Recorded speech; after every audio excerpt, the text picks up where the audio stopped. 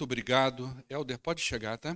Muito obrigado. Nós agradecemos porque Deus tem levantado homens, e a gente sabe que esse trabalho não é tão simples, né? E o pastor Edmilson tem sido um desbravador nesse Minas Gerais, um guerreiro à frente desse trabalho, e nós louvamos porque a nossa denominação tem homens como o irmão, né? Com a coragem e que tem feito aquilo que precisa ser feito, né? Então, que Deus abençoe. E aqueles, né, que puderem abençoar, como ele já disse, aqui em Cachoeira de Minas, alguns homens acho que foram lá, né? O Brito, teve mais, o Tom acho que foi também, não foi? Teve mais? Renato, o Antônio, Nailton, foi uma galerinha daqui, ajudou lá, né? Gabriel, e por aí vai. Meu querido, obrigado por aceitar o convite. Nossa, Deus.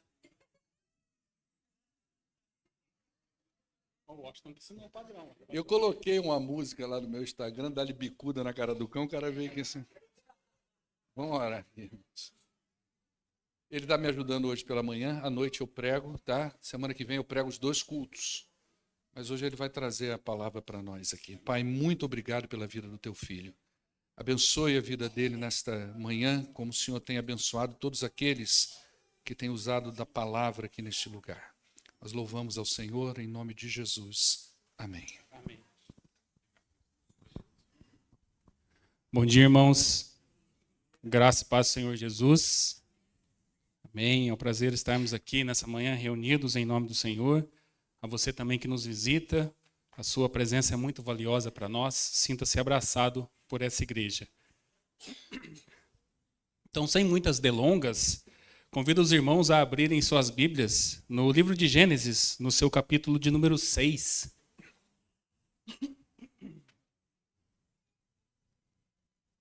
Gênesis 6, nós vamos ler dos versículos de número 5 até o 9.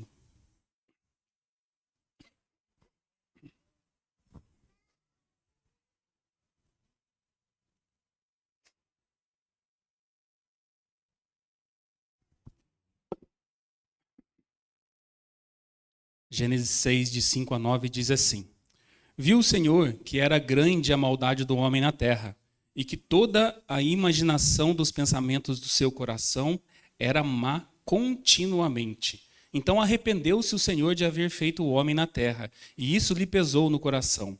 E disse o Senhor: Destruirei da face da terra o homem que criei, tanto o homem como o animal, os répteis e as aves do céu, porque me arrependo de os haver feito. Noé, porém, achou graça aos olhos do Senhor. Estas são as gerações de Noé. Era homem justo e perfeito em suas gerações e andava com Deus. Vamos orar mais uma vez, irmãos? Senhor Deus, graças te damos nessa manhã, Pai. Eis aqui a tua palavra. Nós agradecemos por ela e te pedimos que o Senhor abra o nosso entendimento para que o que o Senhor quer trazer para nós aqui nessa manhã nos faça sentido, Senhor. Nós oramos agradecidos em nome de Jesus. Amém.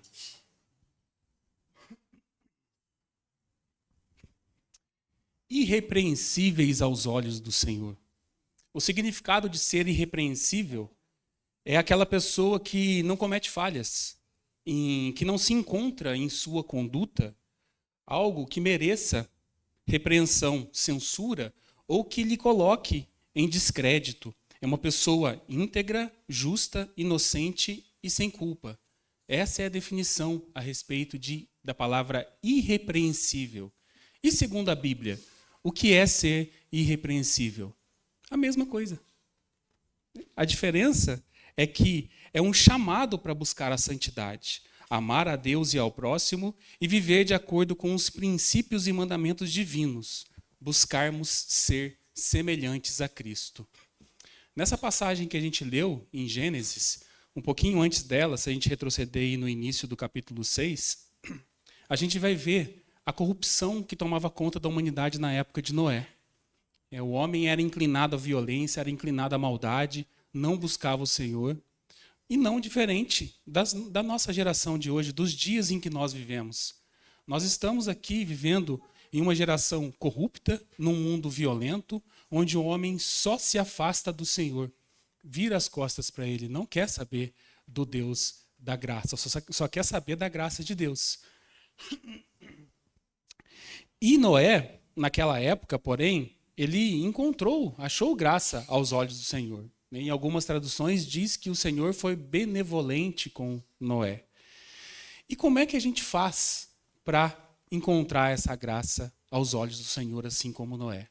Então, nessa manhã, nós vamos tentar responder 3 perguntas aqui. A primeira é por que Noé achou graça aos olhos do Senhor?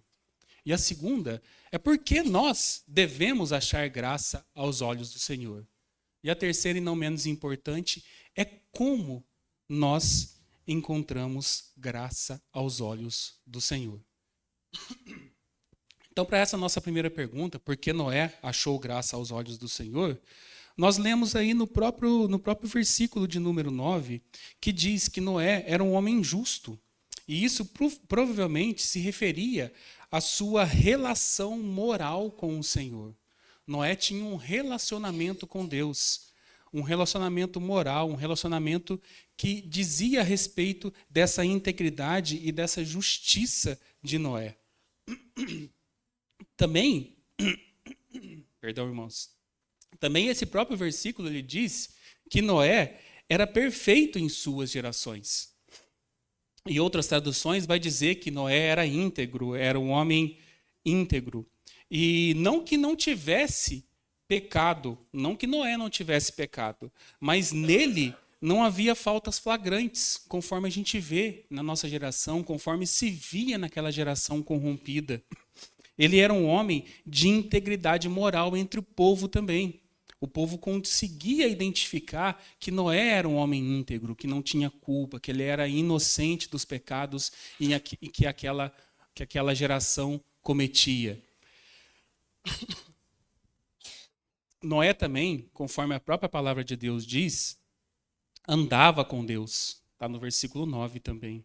E foi assim que ele manifestou a sua retidão e integridade.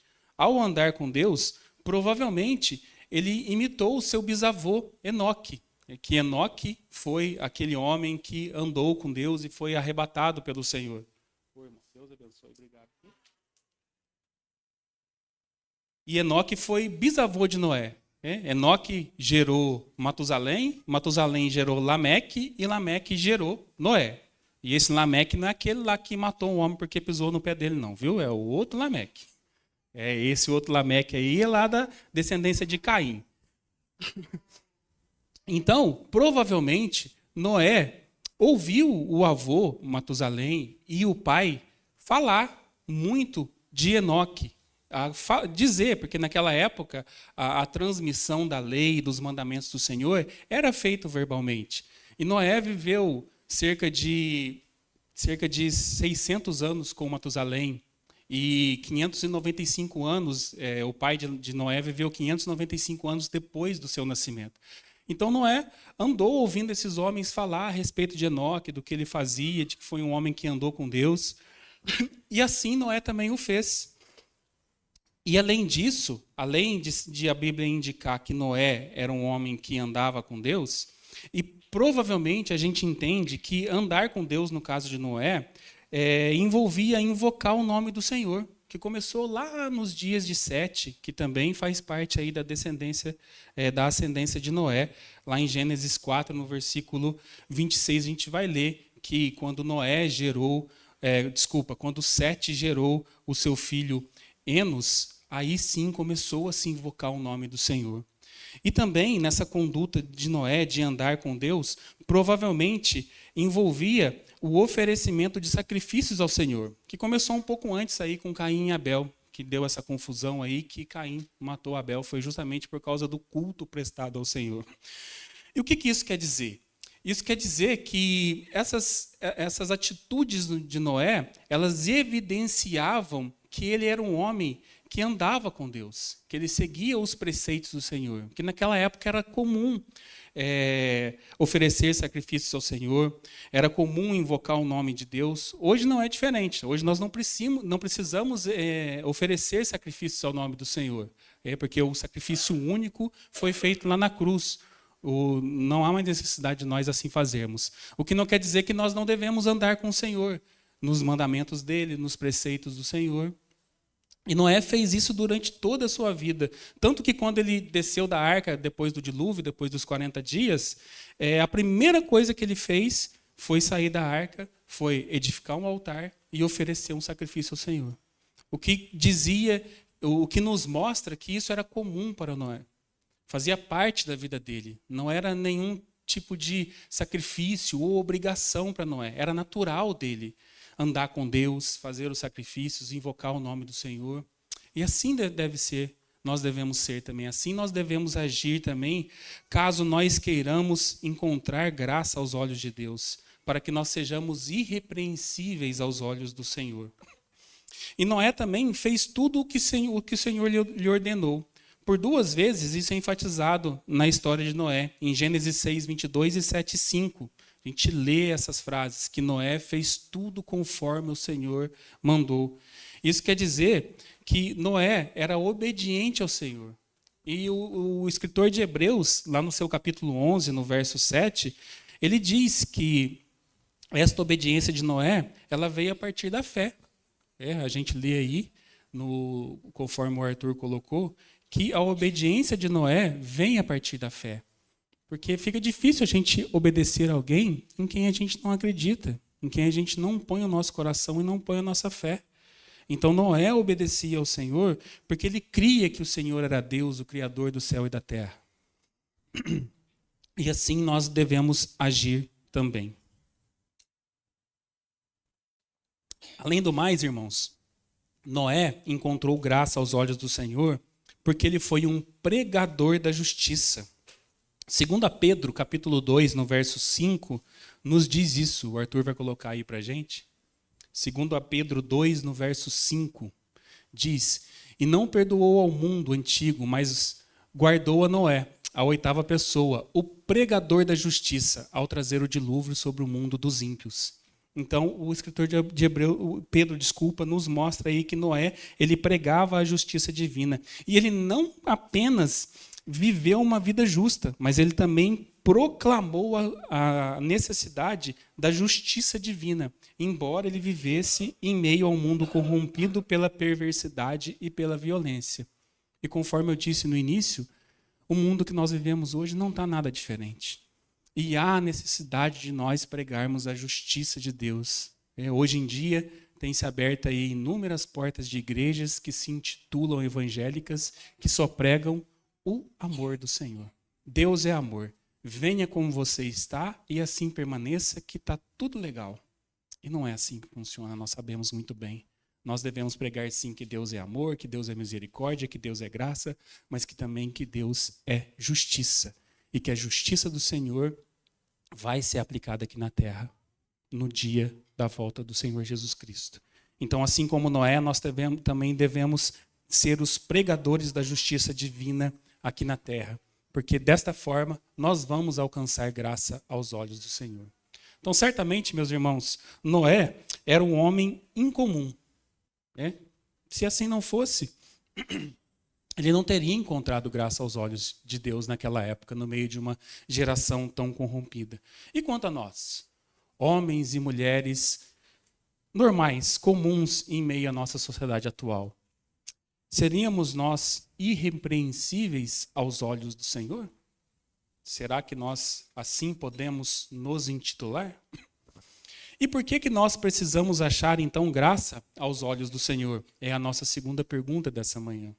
E a resposta é simples, porque enfrentaremos a promessa do fim deste mundo. E eu não quero assustar ninguém, mas isso vai acontecer, nós sabemos disso, né?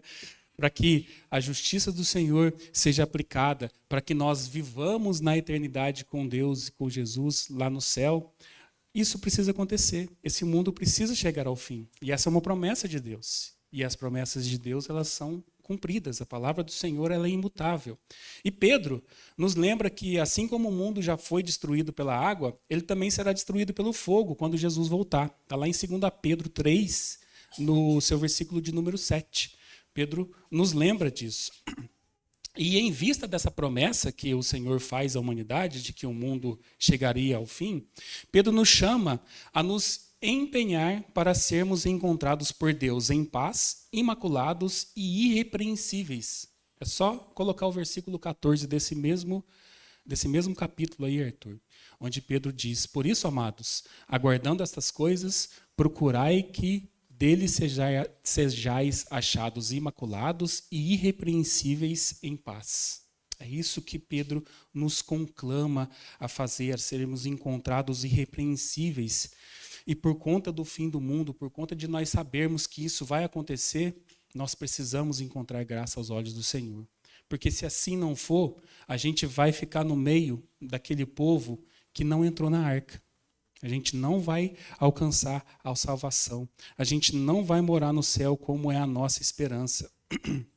Então, no dia do Senhor, quando o dia do Senhor chegar, é melhor que nós estejamos em uma condição em que também encontremos graças aos olhos do Senhor. Caso contrário, nós seremos como aqueles que ficaram fora da arca e não foram salvos e pereceram. E a terceira, e não menos importante pergunta que nós queremos responder nesta manhã, é como nós podemos achar graça aos olhos do Senhor. Difícil, né, irmãos? Achar graça aos olhos do Senhor é uma tarefa árdua e nada fácil. E a primeira coisa que nós devemos fazer é ser justos aos olhos de Deus. E como que um ser humano falho, cheio de pecados como nós, podemos ser justos diante dos olhos do Senhor? Não vai ser por nossas obras, não vai ser por nós mesmos. Mas, felizmente, a boa notícia do Evangelho é que Deus enviou Cristo para nos tornar justos aos seus olhos. Romanos 5, de 8 a 9, Paulo diz isso. Mas Deus prova o seu amor para conosco em que Cristo morreu por nós, sendo nós ainda pecadores. Logo, muito mais agora, tendo sido justificados pelo seu sangue, seremos por ele salvos da ira. Amém? Amém. Fomos justificados pelo sangue do Senhor. Então não é a nossa justiça, não é o que nós fazemos, não são as nossas obras. Nós nos tornaremos justos aos olhos do Senhor por meio de Cristo Jesus, por meio do sangue vertido na cruz. E essa bênção está disponível para todos os que demonstram verdadeira fé em Jesus. Paulo, ainda em Romanos 3, nos versos 24 e 26, ele fala isso. Sendo justificados gratuitamente pela sua graça, pela redenção que há em Cristo Jesus, a qual Deus propôs para propiciação pela fé no seu sangue, para demonstrar a sua justiça pela remissão dos pecados dantes cometidos sob a paciência de Deus, para a demonstração da sua justiça neste tempo presente, para que ele seja justo e justificador daquele que tem fé em Jesus. Então essa graça ela está disponível para aquele que aceitar Jesus Cristo como seu único e suficiente Salvador e depositar toda a sua fé nele. E sendo justificados por intermédio de Cristo, nós podemos então ter paz com Deus. Aquela paz que é mencionada em 2 Pedro 3, no verso 14, que nós acabamos de ler. Pode colocar a versão NVI aí, Arthur. Romanos 5, capítulo 5, verso 1, desculpa. Paulo fala a respeito dessa paz. Romanos 5, verso 1, diz assim: tendo sido, pois, justificados pela fé, temos paz com Deus por nosso Senhor Jesus Cristo. Então, essa paz que Pedro fala, em que nós devemos ser encontrados no dia do Senhor, nós vamos alcançar através de Cristo Jesus. E essa paz é aquela paz em que o mundo está desmoronando à sua volta, está tudo dando errado, e você está ali com aquele semblante calmo, tranquilo, sabendo que o que nos aguarda não é neste mundo, é no porvir. Essa é a paz que Pedro está falando e que Paulo também fala aí em Romanos. Nós devemos ainda ser perfeitos em nossa geração. E eu vou colocar aspas bem grandes nessa palavra perfeitos aí. Porque nós devemos ser crentes maduros, ser tudo o que Deus deseja de nós. Nós devemos viver a plenitude que Deus projetou para o homem lá no Éden, antes do pecado entrar no mundo. Nós devemos procurar viver como Cristo viveu, para caminharmos rumo a uma vida irrepreensível. E eu coloquei aspas nessa palavra perfeitos, porque nós sabemos que ninguém é perfeito. E nós jamais alcançaremos a perfeição aqui nesse mundo. Mas se buscarmos ser semelhantes a Cristo, nós evitaremos erro em nossa conduta. o que certamente nos tornará irrepreensíveis aos olhos do Senhor. E ainda que não seja possível sermos perfeitos, se aprendemos continuamente com a palavra de Deus e caminharmos sempre corrigindo a nossa própria conduta, nós estaremos mais próximos de viver uma vida irrepreensível. Salmo 119, no seu capítulo de número 9, fala isso a respeito da nossa conduta. Diz o seguinte: como pode o jovem manter puro o seu caminho? Vivendo de acordo com a tua palavra. E fique em paz, viu, irmão?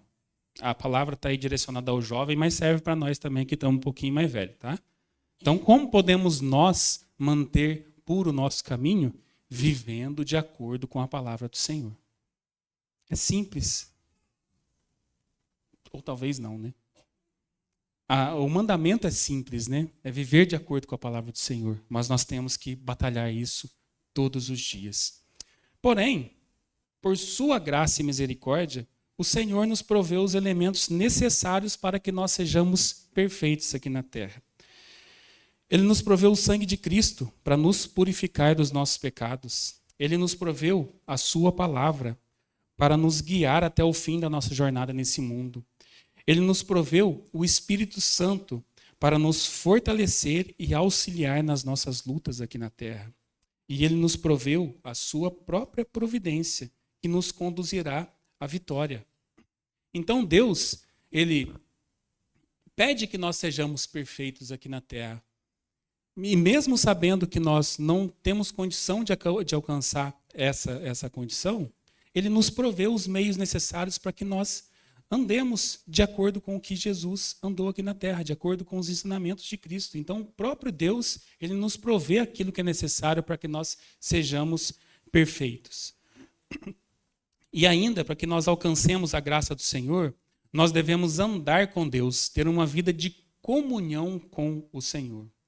Então, não podemos mais viver como vivem os incrédulos ou como os gentios que Paulo diz lá em Efésios 4, de 17 a 21. Ele diz o seguinte: assim eu digo a vocês, e no Senhor insisto, que não vivam mais como gentios, na inutilidade dos seus pensamentos. Eles estão obscurecidos no entendimento e separados da vida de Deus pela ignorância que estão, por causa do endurecimento do seu coração. Tendo perdido toda a sensibilidade, eles se entregaram à devassidão, cometendo com avidez toda espécie de impureza. Então nós não podemos mais viver assim. Nós temos que viver de acordo com os mandamentos do Senhor, porque a nossa vida foi transformada por Ele. Nós devemos andar com Deus. Nós devemos ser imitadores de Deus como filhos amados. O próprio Paulo disse isso em Efésios, no seu capítulo 5, no verso 1. E nós devemos viver em amor, conforme Paulo nos instrui. Nós devemos viver como filhos da luz. E nós devemos viver como sábios. Tudo isso Paulo diz aí em Efésios, no seu capítulo 5. Dando instruções aos crentes lá da igreja de Éfeso de como devia ser a conduta deles após a sua conversão. E ainda para que nós alcancemos graça aos olhos do Senhor, nós devemos fazer tudo o que o Senhor nos ordenar. Observando não apenas algumas coisas, mas todas as coisas. Nós vemos isso lá no texto da grande comissão em Mateus 28, 20, quando ele diz para que nós saiamos por esse mundo, pregando o evangelho a toda criatura, batizando em nome do Pai, do Filho e do Espírito Santo e ensinando a fazer tudo o que nos foi ensinado. Está no verso 20 aí que o Arthur colocou para a gente. Ensinando-os a guardar todas as coisas que eu vos tenho mandado. Todas as coisas. Então nós não devemos olhar para a Bíblia, ler o Evangelho e escolher aquilo que é mais cômodo para a gente. Escolher viver uma vida de acordo com aquilo que a gente acredita ser o correto. Nós devemos fazer tudo o que o Senhor nos ordenou, sem exceção. E isso é muito difícil. Pois, obedecendo ao Senhor, nós demonstraremos que a nossa fé é viva, que não é uma fé morta, assim como diz Tiago lá no seu capítulo 2, que ele fala que a fé sem obras é uma fé morta. E isso é fato, né? Quando nós nos convertermos, arde em nosso coração a chama do Evangelho. Nós queremos que as pessoas que nos cercam, também tenham aquele sentimento que nós alcançamos quando entregamos a nossa vida a Cristo Jesus. Então, por isso que a nossa fé sem obras, ela é morta. Ela não é uma fé viva. Então, se assim fosse, se não fosse para que nós fizéssemos obras através da fé, nós seríamos batizados e logo já seríamos levados ao céu. Se fosse só para a gente ser batizado, não, eu alcancei a salvação, agora eu vou vir aqui, sentar no meu banco, ouvir a palavra e está tudo certo, eu já estou salvo. Não, a nossa fé, ela vai nos impelir a boas obras, para que outras pessoas também alcancem o que nós alcançamos, que é a graça aos olhos do Senhor. E, por último, irmãos, para que nós alcancemos graça aos olhos do Senhor, nós devemos ser pregadores da justiça, assim como Noé o foi. Isso pode ser feito pelo testemunho de nossas vidas transformadas, não nos amoldando aos padrões deste mundo, sendo irrepreensíveis aos olhos do Senhor. É a missão da igreja aqui na terra, pregar a justiça de Deus, pregar o seu evangelho. É o mandamento de Jesus lá na grande comissão. E nós podemos ser pregadores da justiça, talvez não indo ao campo, como o irmão aqui o faz, né? Mas com as nossas vidas, em meio às pessoas do nosso convívio, nossos familiares, os nossos amigos, os nossos colegas de trabalho. Esses são os nossos campos missionários. E assim nós devemos viver, pregando a justiça do Senhor. E detalhe, irmãos, antes da gente entrar na nossa conclusão aqui dessa breve mensagem que eu trouxe aos irmãos. Essa irrepreensibilidade que eu falei aqui durante toda a mensagem não é algo que nós vamos alcançar assim, num estalar de dedos, num passe de mágica. Ou que devemos buscar mais lá para o fim da nossa vida. Até porque a gente não sabe quando a gente vai morrer, quando a gente vai ser recolhido, e a gente não sabe quando Jesus vai voltar. Isso trata-se de um processo em que devemos manter por toda a nossa vida, desde o dia em que decidimos nos entregar a Cristo Jesus. Porque conforme nós lemos, assim foi com a vida de Noé. A gente lê no início ali que Deus diz que ele é um homem íntegro, justo na sua geração, e depois lá do dilúvio a gente vê que ele desce da arca, que ele sai com a sua família, que a primeira coisa que ele faz é erigir um altar ao Senhor e oferecer sacrifícios. Então é um processo diário durante toda a nossa vida. Não é nada que acontece de uma hora para outra. E nem que nós devamos buscar mais para o fim de nossas vidas. Como é que a gente conclui tudo isso, meus irmãos? Nós sabemos que ser irrepreensíveis aos olhos do Senhor, obviamente, não é nada fácil.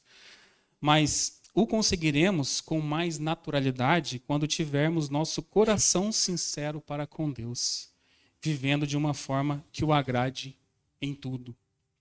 Deus não quer que ninguém pereça, isso é fato.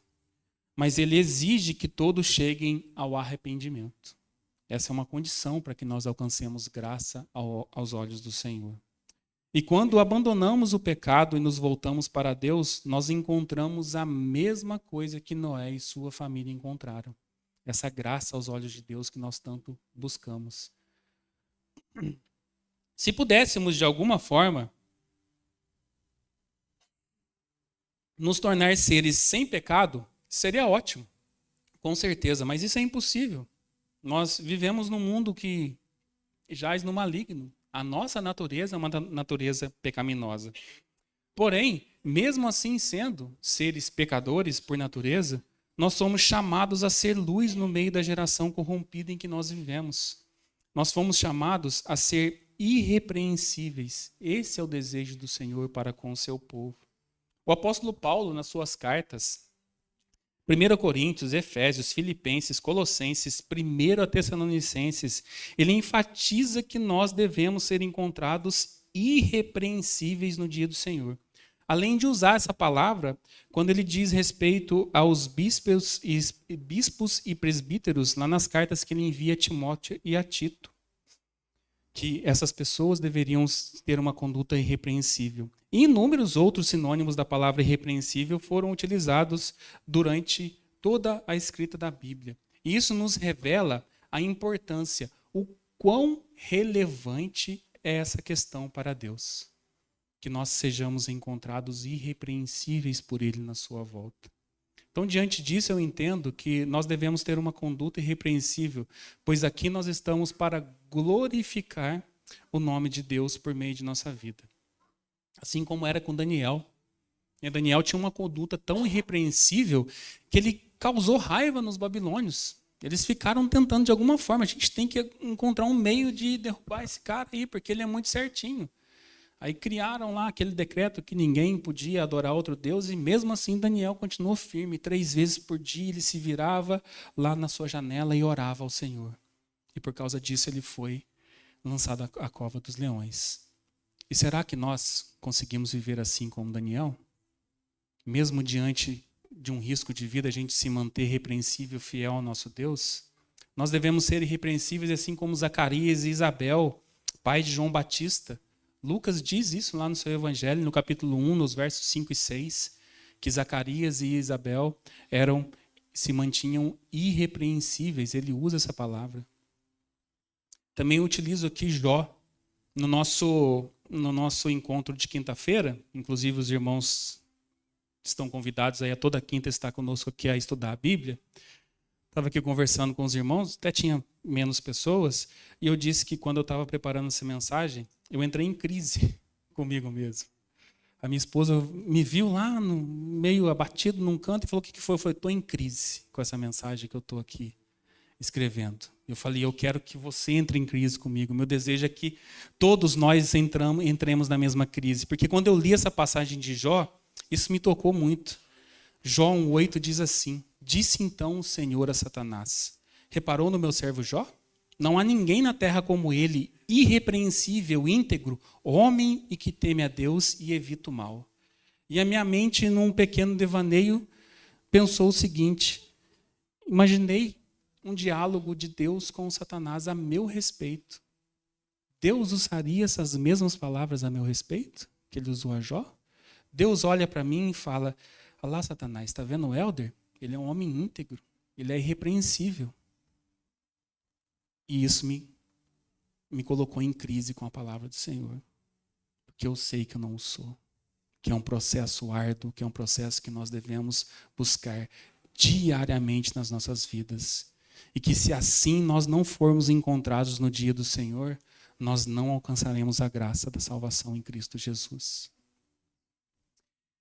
E por fim, irmãos, o que também nos auxilia a alcançar uma vida irrepreensível é nos encaixar no terceiro desses 3 tipos de perfis pessoais. Eu disse há pouco aqui que nós devemos viver como sábios, conforme diz lá Efésios 5, no seu capítulo 17. Então, existem 3 tipos de pessoas: o tolo, o inteligente e o sábio. O tolo é aquele que erra uma vez e continua errando, porque ele sequer tem a capacidade de aprender com seus próprios erros. O inteligente, ele erra uma vez, aprende com seu erro e não erra mais. Agora o sábio é aquele que não erra só de observar os erros dos outros. E é assim que nós devemos viver. Ser sábios aos olhos de Deus, buscar a sabedoria do Senhor, para que nós possamos observar as pessoas que vivem ao nosso redor, cometendo os erros que elas cometem e não os cometer. Então seja sábio você também, meu irmão, e adquira uma conduta irrepreensível aos olhos do Senhor, com o estudo aprofundado da sua palavra, buscando ser justo, perfeito, obediente, tendo uma vida em comunhão com o Senhor, pregando a sua justiça e buscando sempre ser semelhante a Cristo, aquele que foi, aquele que é e aquele que sempre será irrepreensível. Amém?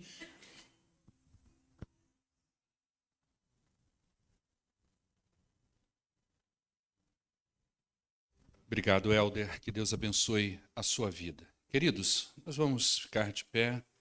Quero agradecer a sua presença. Quero lembrar você que amanhã, Segunda com Deus, vai ser aqui? Ok? Aqui, Segunda com Deus, A quinta-feira, o Helder já falou, nós temos feito um movimento bem bacana, temos tido um grupo bem legal de pessoas lendo a Bíblia, estudando a Bíblia, e isso tem sido bem motivador, encorajador para nós. Então, você que ainda não veio, venha. Nós estamos oferecendo 5 grupos, 3 deles, não, 2 adultos, 3 adultos, um jovem e um de criança, é isso? Isso aí. Oi?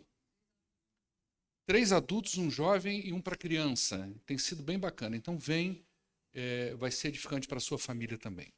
Pai, muito obrigado, Deus, por esta manhã aqui na tua presença, por tudo que já ouvimos aqui na classe de escola bíblica, em cada uma das salas, nos louvores, nas leituras bíblicas, na palavra exposta aqui nessa manhã. Eu louvo ao Senhor por isso. Muito obrigado.